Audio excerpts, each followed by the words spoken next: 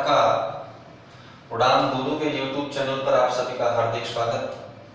मैं शशांक आदिज। आइए, हम लोगों ने कल की जो क्लास में देखा था, व्याकरण की उत्पत्ति के बारे में हमने देखा।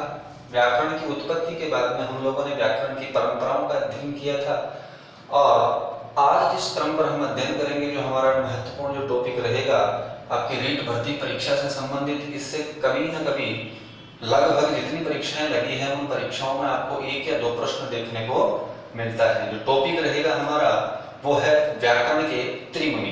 आइए,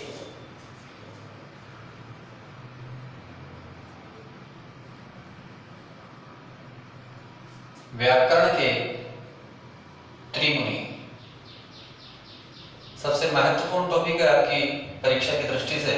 और यहां से कभी कभार प्रश्न आ जाता है, संस्कृत भाषा की पृष्ठभूमि में कुछ मुनि हैं जिन्होंने संस्कृत भाषा के उत्थान के लिए कार्य किए, ग्रंथों की रचनाएं की और उन तीन मुनियों को त्रिमुनि की संज्ञा में लिया गया है। आइए, त्रिमुनि के ऊपर हम लोग विस्तृत चर्चा करते हैं। देखिए, आप लोग त्रिमुनि में प्रथम मुनि का जो नाम लेते हैं वो मुनि है हमारे पाणिनि। कौन मुनि हैं? पाणिनि हैं। द्वितीय नंबर पर जो आते हैं वो हमारे हैं कात्यायन। कौन से हैं? कात्यायन। और तीसरे नंबर के जो हमारे वो हैं पतंजलि। ये तीन मुनि हैं और इन तीन मुनियों में से कभी कभार सीधा प्रश्न पूछ लेता है आपसे कि निम्न में से बताइए कौन सा त्रिमुनि में शामिल है, कौन सा त्रिमुनि परंपरा में शामिल नहीं है।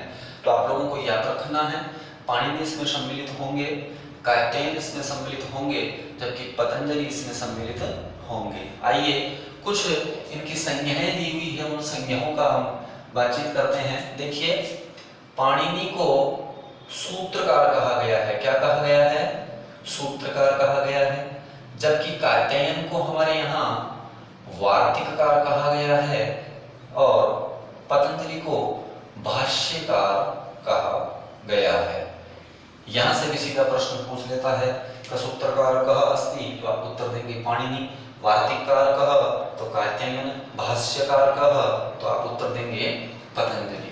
ये तीन मुनि जिनको व्याकरण में हम लोग त्रिमुनि कहते हैं तथा इनकी कुछ संज्ञाएं हैं, इनकी रचनाओं के आधार पर इनके ये संज्ञाएं इनको दी गई हैं। आइए, एक शब्द आप लोग यहाँ ऊपर देख रहे हैं, त्रिमुनि।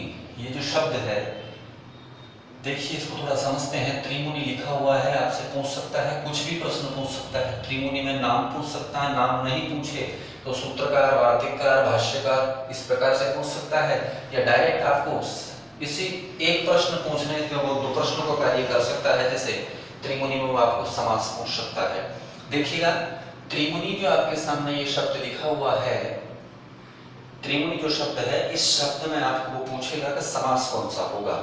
तो आप लोगों के दिमाग में है संख्या पूर्व द्विगु, ठीक है, क्योंकि संख्या है और संख्या जिसके आगे त्रिमानी 3 है और आप लोग इसका उत्तर आपको ऑप्शन में मिलेगा वहां पर द्विगु भी, तो आप लोगों को द्विगु इसका उत्तर नहीं देना है।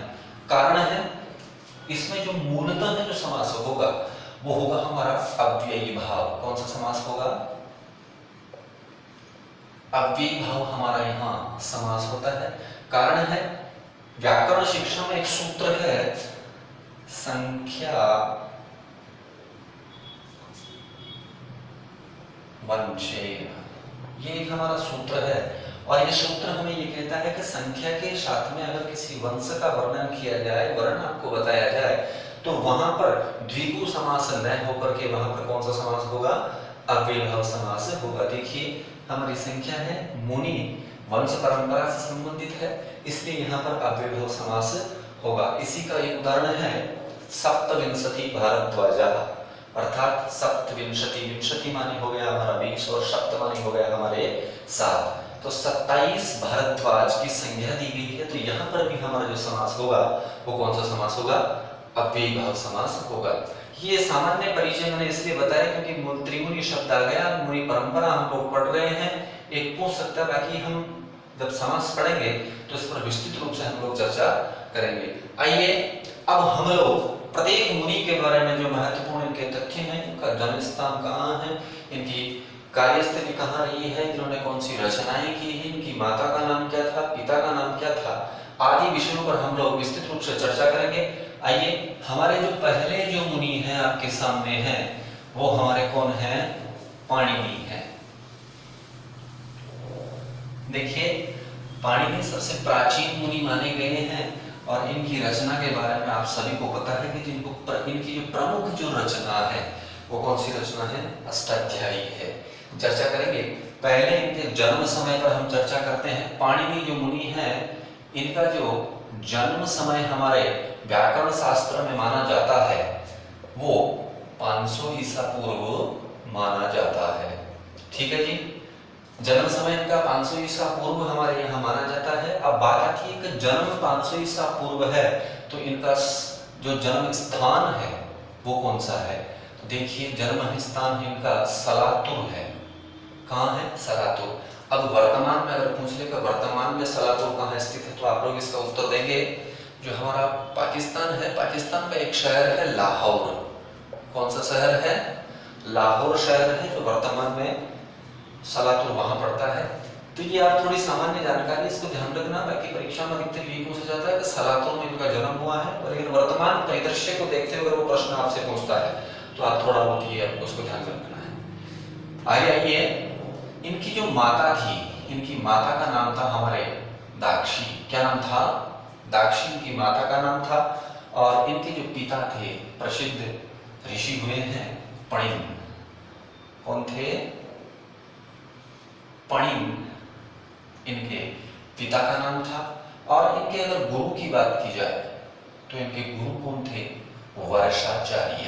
कौन थे, वर्षाचार्य पाणिनि के गुरु माने जाते हैं। ये देखिएगा, जन्म समय हमने देखा है, स्थान इनका जो जन्म का स्थान है वो देखा, माता दाक्षी हैं, पिता पणिन हैं, गुरु वर्षाचार्य हैं। अब बात करते हैं हम इनकी शिक्षा के ऊपर। तो इन्होंने शिक्षा कहाँ अर्जन की, शिक्षा कहाँ ग्रहण की। आप लोगों को पता होगा कि हमारे प्राचीन समय में प्रसिद्ध शिक्षा के केंद्र रहे हैं तक्षशिला विश्वविद्यालय और नालंदा विश्वविद्यालय।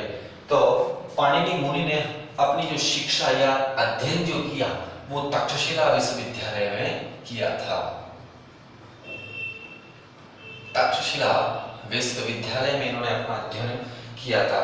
इन्होंने अध्ययन तक्षशिला में किया है, लेकिन अध्यापन जो कार्य करवाया, अर्थात एक शिक्षक के रूप में, एक आचार्य के रूप में, गुरु के रूप में इन्होंने अध्ययन कहाँ करवाया, तो हम ये कह सकते हैं कि आचार्य या गुरु के रूप में जो अध्ययन अध्यापन जो कार्य इन्होंने करवाया वो नालंदा विश्वविद्यालय में ये गुरु के पद पर रहे और वहां पर छात्रों को अध्ययन अध्यापन का कार्य इन्होंने करवाया था। आइए, इनकी मृत्यु के बारे में किंवदंती है। हमारे जो प्राचीन जो मुनि हैं, प्राचीन जो हमारे ग्रंथ हैं, जो विद्वान हैं, वो ये कहते हैं कि पाणिनि की जो मृत्यु हुई है, पाणिनि की मृत्यु सिंह के आक्रमण से हुई है। ऐसा कहा जाता है कि जब ये एक बार स्नान करने के लिए जा रहे थे तब उस समय सिंह ने इन पर आक्रमण किया था। तो ये भी एक विशेष बात है इनके बारे में, तो इसको भी आप लोग थोड़ा ध्यान में रखेंगे। मृत्यु की अगर बात की जाए तो मृत्यु किस कारण से हुई थी, सिंह के कारण से हुई थी। स्नान करने के लिए जा रहे थे। एक बात और है, मृत्यु सिंह के कारण हुई है, लेकिन किस दिन हुई है तो आप याद रखेंगे त्रयोदशी को। कब हुई है, त्रयोदशी को। ये थोड़ा विशेष है, ध्यान रखिएगा। एक यहां पर मैं थोड़ा साइड में लिख रहा हूं, प्रतिपदा अष्टमी व त्रयोदशी, ये कुछ तिथियां हैं जो आज भी हमारे जो गुरुकुल विद्यमान हैं या जो संस्कृत का अध्ययन करता है, जो छात्र या अध्यापन जो शिक्षक करवाते हैं, वो आज भी प्रतिपदा अष्टमी व त्रयोदशी को अध्ययन अध्यापन कार्य नहीं करवाते हैं। मैं ये कह सकता हूँ कि इन तिथियों को, प्रतिपदा अष्टमी और त्रयोदशी जो हमारी तिथियां हैं, इस तिथि को संस्कृत भाषा का अनध्याय रहता है। अनध्याय का मतलब होता है इस दिन ना तो गुरु शिष्य को पढ़ाता है और ना ही शिष्य गुरु के पास पढ़ने के लिए जाता है। आइए, अब इनकी प्रमुख रचनाओं के बारे में अगर हम लोग चर्चा करते हैं देखिएगा इनकी प्रमुख रचना आपको पता है अष्टाध्यायी है, लेकिन उसके पहले भी इन्होंने कुछ रचनाएं लिखी है। वो रचनाएं देखिएगा आप, इनकी जो रचना है पाताल विजयम। पाताल विजयम इनका एक महाकाव्य है। क्या है? महाकाव्य है। सेकंड नंबर की रचना है पंचपाठ्य। पंचपाठ्य में इनकी एक विशेष रचना रही है, और जो सबसे महत्वपूर्ण है वो है हमारी यहाँ इनकी अष्टाध्यायी। ये इनकी विशेष रचना है। आइए अष्टाध्यायी पर हम चर्चा करते हैं। जैसा नाम आप सामने देख रहे हैं अष्टाध्यायी अर्थात अध्याय। अष्टाध्यायी में कितने अध्याय हैं? 8 अध्याय होंगे। देखिएगा अष्टाध्यायी में 8 अध्याय हैं। प्रत्येक अध्याय में पाद कहूं या खंड कहूं एक ही बात है। प्रत्येक जो अध्याय है उस प्रत्येक अध्याय के खंड कितने हैं? 4 खंड हैं, या पाद कह दूं मैं, एक ही बात है। ठीक है। अब 8 और 4 को अगर मैं गुणा करता हूं तो 8 चौक हमारे सामने 32 होते हैं, और इसीलिए यहां पर कहा गया है 32। अष्टाध्यायी में कुल पादों की संख्या, कुल पादों की संख्या कितनी है? तो आपसे प्रश्न पूछ ले अष्टाध्यायी में अध्याय कितने हैं, तो आप उत्तर देंगे 8 अध्याय हैं। ठीक है। खंड या पाद पूछे तो आप उत्तर देंगे 4 हैं, और उसके बाद में अगर कुल पादों की संख्या पूछता है तो आप उत्तर देंगे इसमें 32 है। एक विशेष बात और है, जो अष्टाध्यायी जो इनकी पाणिनि की जो रचना है, इस रचना का कभी कभार प्रश्न पूछा जाता है कि कुल सूत्रों की संख्या कितनी है। कुल सूत्रों की संख्या, कुल सूत्रों की संख्या की अगर बात की जाए तो यहां देखिएगा आप 3978 कुल यहाँ पर सूत्र बताए गए हैं।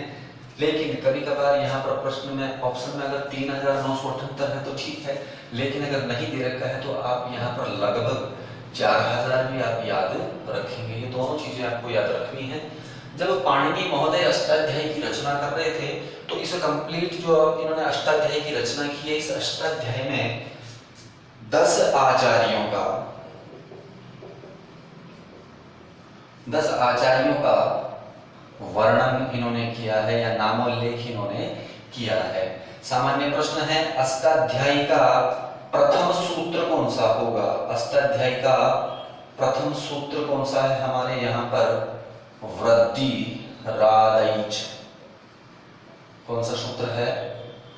वृद्धिरादैच अष्टाध्यायी का प्रथम सूत्र होगा, जबकि अष्टाध्यायी का अंतिम सूत्र कौन सा होगा? ए और ए। ये सामान्य जानकारी हमारे पाणिनि मुनि के बारे में थी। आइए एक बार देख लेते हैं इसको विस्तृत रूप से हम लोग। पाणिनि हमारे जन्म जो मुनि हैं, इनका जन्म स्थान 500 ईसा पूर्व माना जाता है। स्थान इनका सलातुर है जो वर्तमान पाकिस्तान लाहौर में पड़ता है। माता का नाम इनका दाक्षी था, पिता का नाम पणिन था। गुरु इनके वर्षाचार्य थे। शिक्षा इन्होंने तक्षशिला विश्वविद्यालय से ग्रहण की थी, जबकि इन्होंने आचार्य के रूप में या गुरु के रूप में कहां पर कार्य किया? वो नालंदा विश्वविद्यालय हमारा था। इनकी मृत्यु सिंह के कारण त्रयोदशी तिथि को हुई है। प्रतिपदा अष्टमी व त्रयोदशी को संस्कृत भाषा की जो पढ़ने वाले जो विद्यार्थी हैं और पढ़ाने वाले जो अध्यापक हैं, वो इन 3 तिथियों को अध्ययन अध्यापन कार्य का अध्याय रखते हैं। कुछ विशेष रचनाएं इनके बारे में, तो रचनाओं के बारे में देखिए। पाताल विजयम इनका एक महाकाव्य है। पंचपाठी इनकी एक प्रमुख रचना है, और अष्टाध्यायी इनकी एक रचना है। अष्टाध्यायी में 8 अध्याय हैं। पाद या खंड कहें तो 4 हैं। कुल पादों की संख्या 32 होगी। कुल सूत्रों की संख्या 3978 है। कभी कभार परीक्षा में आपसे पूछ लिया जाता है, लमसम भी पूछ ले तो आप 4000 भी आप यहाँ पर याद रखेंगे। 10 आचार्यों का वर्णन अष्टाध्यायी की रचना जब करते समय या नामोल्लेख इनका मिलता है। प्रथम जो सूत्र है अष्टाध्यायी का वो है वृद्धिरादैच, और अंतिम सूत्र जो होगा वो हमारा ए और ए होगा। ये कुछ सामान्य जानकारी हमारे पाणिनि महोदय के बारे में थी। आइए हमारे जो नेक्स्ट मुनि हैं उनके बारे में हम लोग चर्चा करते हैं।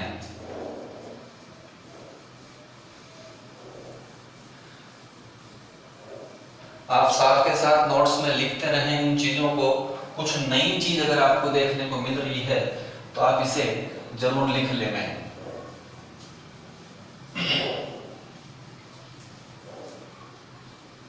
हमारे जो दूसरी जो मुनि है या दूसरी जो द्वितीय जो मुनि है त्रिमुनि में द्वितीय नंबर पर जो मुनि आते हैं वो हमारे आते हैं कात्यायन। कौन से मुनि आते हैं? कात्यायन। ठीक है, कात्यायन के बारे में मैंने प्रारंभ में आप लोगों को कहा था कि कात्यायन को क्या कहा जाता है। जैसे पाणिनि को हमने सूत्रकार कहा, उसी प्रकार से कात्यायन को हम लोग क्या करते हैं? वार्तिककार। क्या कहते हैं? वार्तिककार हम लोग इन्हें कहते हैं। तो देखिएगा जो कात्यायन है, एक विशेष बात इनके बारे में आपको ध्यान रखनी है। इनका जो उपनाम है वो उपनाम इनका वररुचि है। कभी कभार परीक्षा में कात्यायन ना देकर के आपको वररुचि भी दे सकता है, तो आप याद रखें कात्यायन भी यही है और वररुचि भी यही है। अब इनके जन्म की बात करते हैं कि इनका जन्म का जो समय माना जाता है वो 350 ईसा पूर्व माना जाता है। 350 ईसा पूर्व इनका जन्म समय माना जाता है। और इनका जो निवास स्थान था वो दक्षिणी भारत को माना जाता है। दक्षिणी भारत को निवास स्थान था इनका। ये दक्षिण में रहने वाले थे। वररुचि इनका उपनाम था। वार्तिककार हम लोग इनको कहते हैं। जन्म स्थान 350 ईसा पूर्व हुआ है। निवास दक्षिणी भारत में था इनका। इनके पिता का नाम अगर देखा जाए तो इनके पिता का नाम आप लोग सबको पता होगा, याज्ञवल्क्य ऋषि हुए हैं, वो इनके पिता थे। देखिएगा इस नाम से थोड़ा ध्यान रखना इस चीज को भी। पिता याज्ञवल्क्य ऋषि थे, वो इनके पिता थे। आप लोगों को पता होगा कि हमारी जो संस्कृति है उस संस्कृति में 16 संस्कार माने गए हैं, लेकिन याज्ञवल्क्य स्मृति के रचयिता याज्ञवल्क्य हैं, तो इन्होंने संस्कारों की जो संख्या बताई है वो कितनी बताई है? 12 इन्होंने संख्याएं बताई है। तो ये चीज भी आपको ध्यान रखनी है। याज्ञवल्क्य ऋषि के अनुसार हमारे यहाँ संस्कारों की जो संख्या बताई गई है वो कितनी है? 12 संख्या बताई है, जबकि मूल रूप से हमारे बताए गए हैं 16। गर्भाधान से प्रारंभ होता है और अंत्येष्टि तक माना जाता है, तो वो 16 होते हैं। ठीक है, आइए इनके बारे में कुछ विस्तृत इनकी रचना के बारे में हम लोग चर्चा करते हैं। देखिएगा इनका मूल कार्य ये था, कात्यायन ने क्या किया कि पाणिनि इनका कहना था। पाणिनि ने जो कुछ भी रचनाओं में छोड़ दिया या कुछ इनका कहना यही था कि कुछ ग्रंथ में अगर कुछ खामियां रह गई है, कमियां रह गई है, तो उनको पूरा करने के लिए इन्होंने वार्तिकों की रचनाएं की है। तो लगभग 1500 सूत्रों पर 4000 से 5000 वार्तिक का निर्माण किया। लेकिन वर्तमान में कितनी वार्तिक प्रचलित है? 836 वार्तिकें हमारे वर्तमान में प्रचलित है। ये चीज भी आपको ध्यान रखनी है। इनका मुख्य कार्य ये था, लगभग 1500 सूत्रों पर 4000 से 5000 वार्तिक का निर्माण किया और वर्तमान में 836 इनकी वार्तिकें हमको मिलती है। आइए थोड़ी रचनाएं के बारे में हम लोग चर्चा करते हैं कि रचनाएं कौन कौन सी थी। तो रचना के बारे में आपको पता है, एक तो पहली जो मुख्य रचना है वो है इनकी वार्तिकम। ठीक है, लेकिन एक रचना और है इनकी स्वर्गारोहणम। ये भी इनकी एक रचना है, ये महाकाव्य है। क्या है ये? महाकाव्य है। स्वर्गारोहणम महाकाव्य है, जबकि दूसरी जो रचना है वार्तिकम, ये थोड़ा विशेष इनके बारे में ध्यान रखना आप लोग। आइए देख लेते हैं एक बार दोबारा से। द्वितीय नंबर के जो मुनि हमारे वो कात्यायन, इनको वार्तिककार कहा जाता है। दूसरा नाम वररुचि, जन्म समय 350 ईसा पूर्व माना जाता है। निवास स्थान दक्षिणी भारत के हैं माना जाता है इनको। पिता का नाम याज्ञवल्क्य था जो ऋषि हुए हैं और लगभग 1500 सूत्रों पर 4000 से 5000 वार्तिकों का निर्माण किया है। वर्तमान में 836 वार्तिकें हमारे पास में उपलब्ध है। इनकी जो रचनाएं हैं वो रचनाओं के बारे में स्वर्गारोहणम और वार्तिकम, ये इनकी प्रमुख रचनाएं हैं। तीसरे जो मुनि हैं हमारे, तीसरे मुनि के बारे में देखिएगा आप।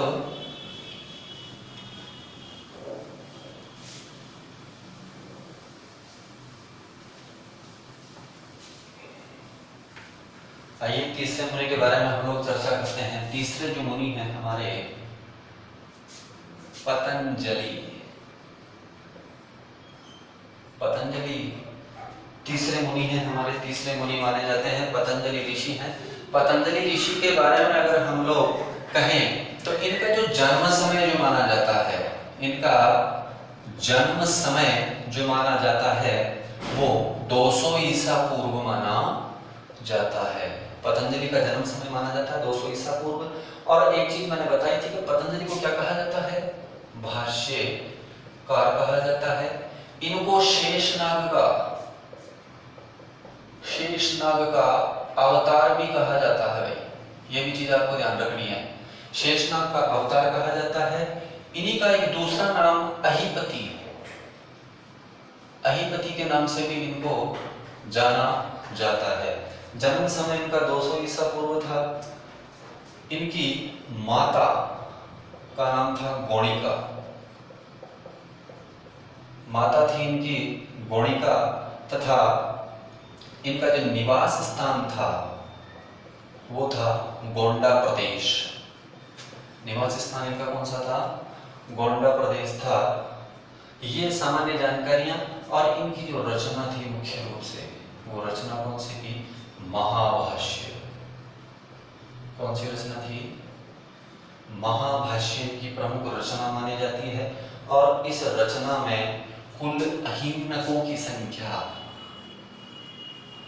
कुल अहिनक 84 या 85 माने जाते हैं। देखिए ये जो अहिनक जो शब्द आपके सामने लिखा हुआ है, इस अहिनक शब्द के बारे में कहा जाता है कि एक दिन में निवृत्त कार्य को अहिनक कहा जाता है।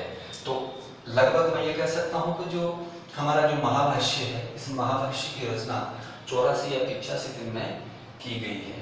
ये सामान्य जानकारी हमारे पतंजलि ऋषि के बारे में थी। पतंजलि हैं, भाष्यकार हैं, शेषनाग का अवतार इन्हें कहा जाता है, अहिपति इनको कहा जाता है। जबकि जन्म समय 200 ईसा पूर्व माना जाता है। माता का नाम गौणिका थी, निवास स्थान गोंडा प्रदेश था, रचना इनकी महाभाष्य, अहिनक 84 या 85 भागों में ये विभक्त था। देखिएगा अब हमारे सामने जो नेक्स्ट प्रश्न आ सकता है कि हमने 3 मुनि पढ़े हैं, इन तीनों मुनियों में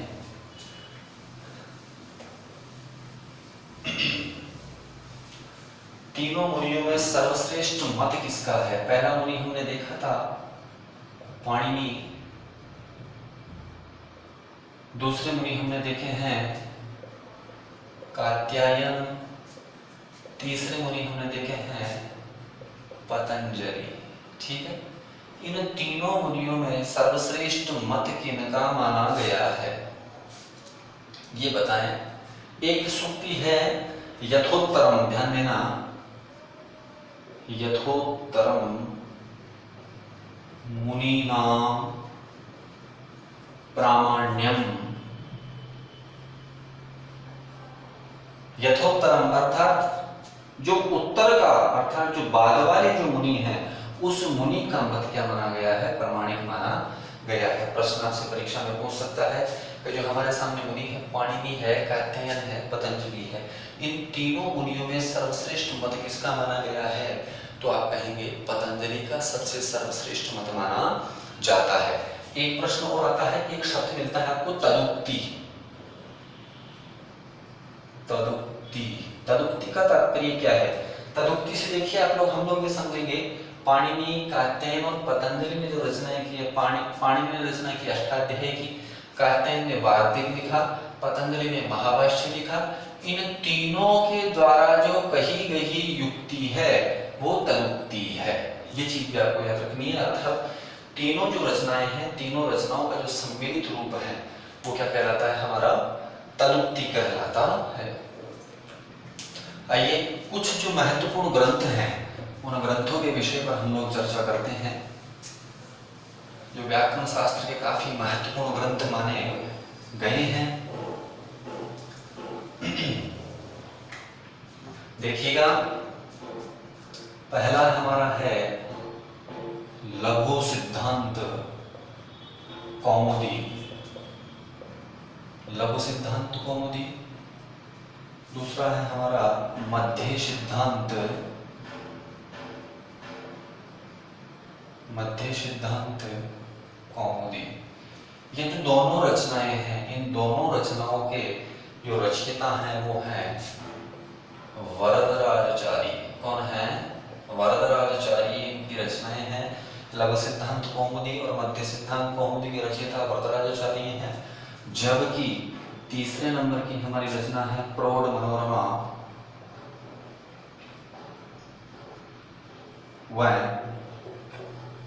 सिद्धांत कौमुदी, सिद्धांत कौमुदी। इसकी रचयिता है भट्टोजी दीक्षित। कौन है? भट्टोजी दीक्षित। ये इन दोनों रचनाओं के रचयिता हैं भट्टोजी दीक्षित। नेक्स्ट है हमारी 5वीं नंबर की रूपमाला। रूपमाला हमारा ग्रंथ है, उसके रचयिता हैं विमल सूरी। कौन है? विमल सूरी। ये कुछ सामान्य रचनाएं हमारे संस्कृत व्याकरण की हैं। जो देखिएगा, लघु सिद्धांत कौमुदी, मध्य सिद्धांत कौमुदी के रचयिता वरदराजाचार्य हैं। प्रौढ़ मनोरमा सिद्धांत कौमुदी के रचयिता भट्टोजी दीक्षित है। रूपमाला के जो रचयिता है वो है हमारे विमल सूरी है। एक ग्रंथ और है हमारा तत्वबोधिनी। कौन सा ग्रंथ है? तत्वबोधिनी। इसके रचयिता है विज्ञान भिक्षु। कौन है? विज्ञान भिक्षु। ये हमारे त्रिमुनि परंपरा हमने आज देखी है। त्रिमुनि परंपरा में पाणिनि हमने पढ़ा, कात्यायन हमने पढ़ा, पतंजलि हम लोगों ने पढ़ा। ठीक है, इनके उपरांत हमने कुछ महत्वपूर्ण रचनाएं देखी, कुछ घटनाएं इनके संबंध में देखी। आज का जो हमारा टॉपिक था वो यहीं समाप्त होता है। कल हम लोग माहेश्वरी सूत्रों पर चर्चा करेंगे। माहेश्वरी सूत्रों का भी काफी बड़ा योगदान है हमारे व्याकरण शास्त्र में। स्वर, व्यंजन, आभ्यंतर यत्न, बाह्य यत्न जो भी हम अध्ययन करते हैं उसमें माहेश्वरी सूत्रों का ही सबसे प्रमुखतया योगदान माना जाता है। माहेश्वरी सूत्रों को भी अक्सर समान माय कहा जाता है, प्रत्याहार सूत्र इन्हें कहा जाता है। इस विषय पर हम नेक्स्ट क्लास में चर्चा करेंगे। आज के लिए इतना ही। नमस्कार। जय तु संस्कृतम, जय तु भारतम।